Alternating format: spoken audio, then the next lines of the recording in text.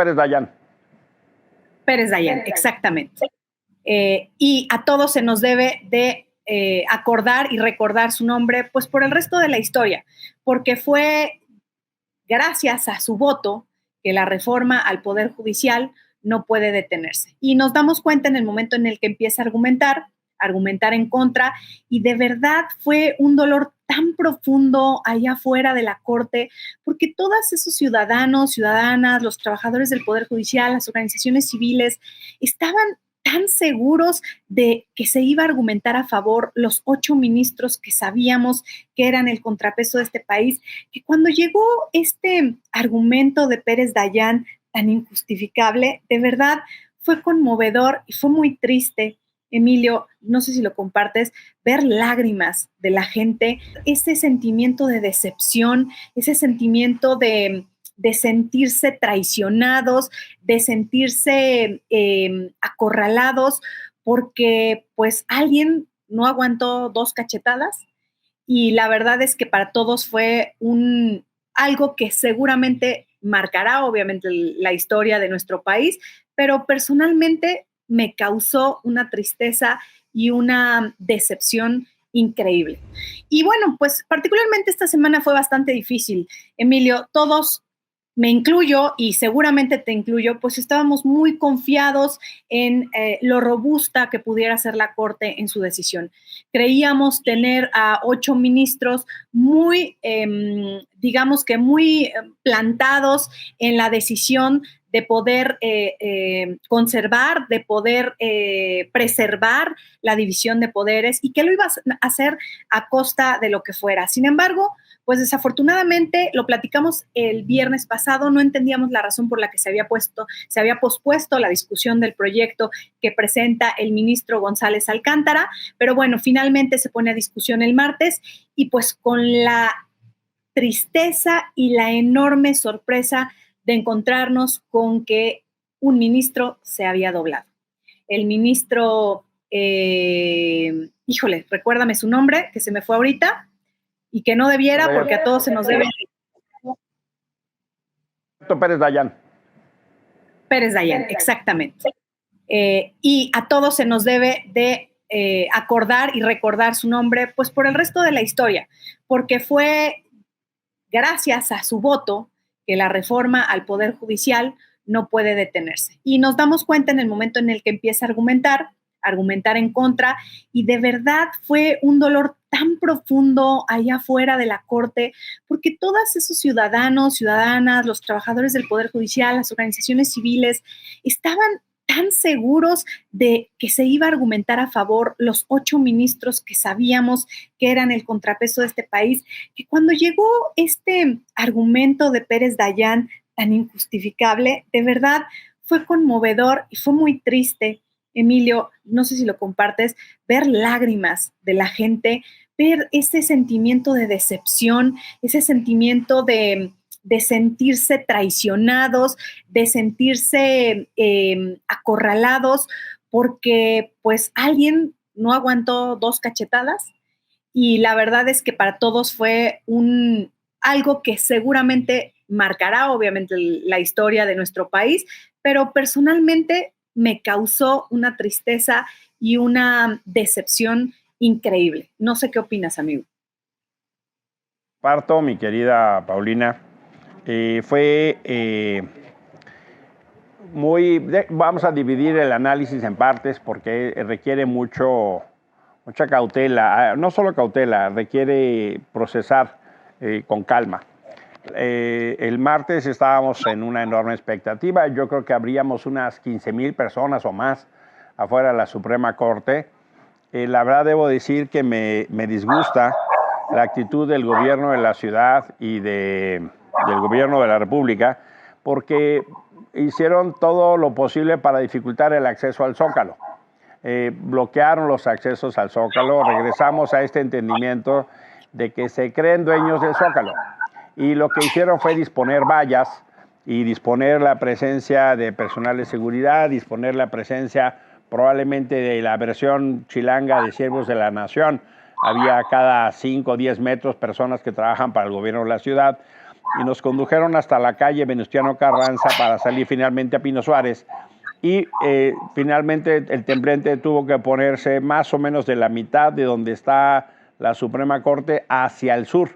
Nuestra pretensión era irnos hacia el Zócalo y nos cerraron el paso. Incluso había la presencia de un grupo de golpeadores, de esos que tienen banderas con palos, pero están enrolladas las banderas y sirven más como un angarrote que como otra cosa, bastante amenazantes por si alguien hubiera intentado querer pasarse. Entonces, la primera cosa es esta conducta gandalla, abusiva del gobierno de la ciudad, de no permitir que fuéramos hacia el Zócalo con un dispositivo de seguridad realmente aparatoso, impresionante, con vallas. Los que exigían libertades de manifestación, los que bloquearon Reforma, los que se la pasaban y entraron a la Cámara de Diputados a caballo, no permiten que la ciudadanía se manifieste libremente. Esto es una primera constatación. La segunda, me impresionó el ánimo, la fuerza, el combate de la gente del Poder Judicial. Mis respetos a todas y todos los trabajadores, las juezas, los jueces. La verdad es que han dado una batalla admirable y creo que la tienen que seguir dando. Sé que el día 5 fue un golpe duro, fue un golpe fuerte, pero creo que tenemos que seguir luchando. La gente estaba en un ánimo combativo impresionante hasta que salió Pérez Dayán. Y cuando sale Pérez Dayán, se rompe el ánimo, la gente empieza a preguntarse, ¿estoy escuchando lo que estoy escuchando? Ya desde ese día en la mañana corrían versiones de que se había detenido a un asesor de Norma Piña, lo cual es el tipo de actitud gangsteril de este gobierno, y de que se habían girado 2 órdenes de aprehensión en contra del ministro, que incluso en San Lázaro, en la Cámara de Diputados, estaban dispuestos a quitarle el foro Fast Track. Y yo hablé con gente que está bien informada para preguntarle si eso era cierto.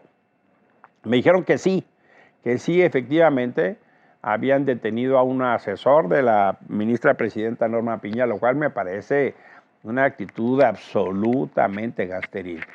Y que efectivamente el Lord Cúspide, el que hace funciones de fiscal aquí en la Ciudad de México, uno de un título patito, es Ulises Lara. Yo lo conozco, él estudió conmigo en la universidad, él no era abogado y sacó un título de derecho pues bastante patito para poder estar en ese cargo de manera espuria.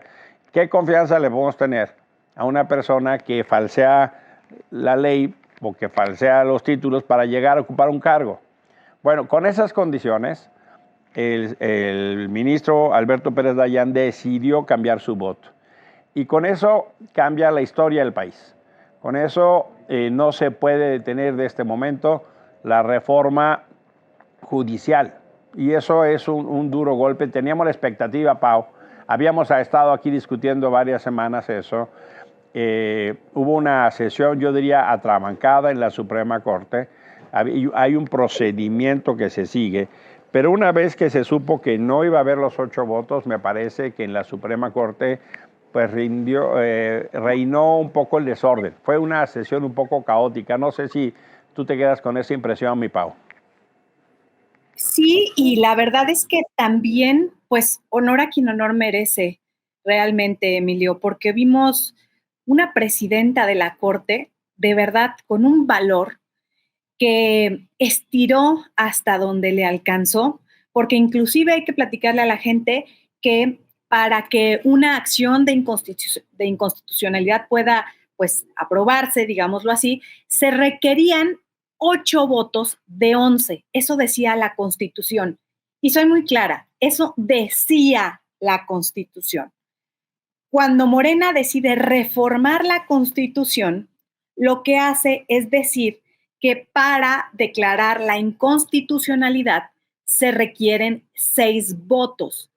Esa reforma está publicada, es derecho positivo, es texto vigente. Si ustedes van en este momento a la biblioteca de la Cámara de Diputados, a la biblioteca virtual, y descargan la versión de la Constitución, van a encontrar que ese artículo dice que se requieren 6 votos para declarar inconstitucional una norma y viene la fecha en la que se aprobó en la que se publicó esta reforma. Entonces, bajo esa lógica, la ministra Piña plantea la posibilidad de que se pueda declarar inconstitucional la reforma en virtud de que ya había 6 votos y en virtud de que la Constitución en este momento mandataba que eran 6 y esa parte, ese artículo no estaba siendo sometido a discusión. Y entonces plantea en el seno de la Corte, pues, este tema.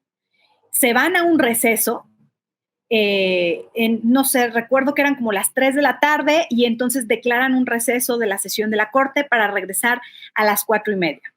Por desgracia, la ministra presidenta, digo por desgracia, se pierde la votación, pero muy valientemente la ministra lo pone a consideración del Pleno y pues 6 de 11 ministros deciden que no puede ser aprobada o declarada inconstitucional la norma con 6 votos, aun cuando la Constitución, pues hoy en día así lo dice, ¿no? ¿Por qué? Pues porque obviamente lo que hicieron fue achicar la integración de la Corte, donde solamente hubiera 9 ministros.